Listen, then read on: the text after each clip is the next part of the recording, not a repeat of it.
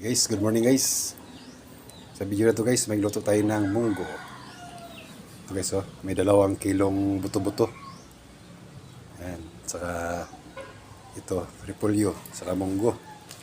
Gisa natin sa kamatis, bawang saka luya.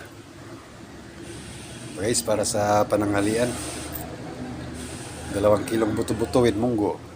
Ito video guys, ay luto natin sa gisa lang natin. Luya. Bawang at saka sibuyas.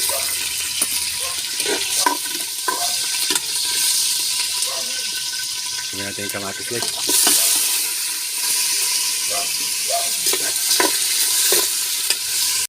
So guys, igisa natin yung karne.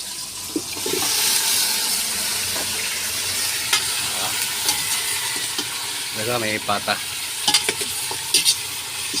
Dahil naluto sa may wagang kalan na kahoy.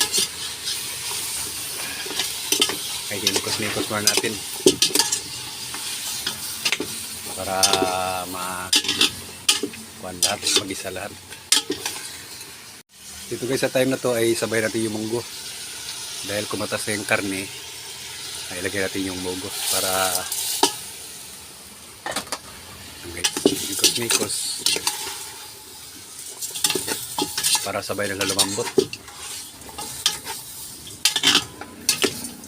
So guys, sa part na to ay lagyan natin sabaw. Dahil medyo maraming karne yung linuto natin, lagyan natin ng isang pitsil. Ito mga guys, lagyan natin ng yan, 2 pitsil na para pag lumambot siya, tamang-tama lang yung sabaw.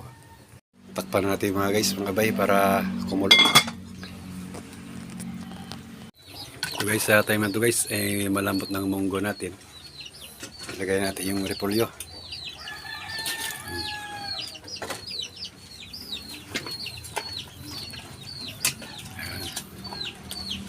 Takpan mo natin guys para maluto ang gulay.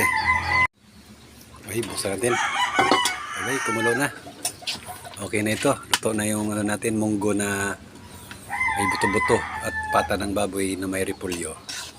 Okay guys, luto na guys. Okay guys, thank you for watching.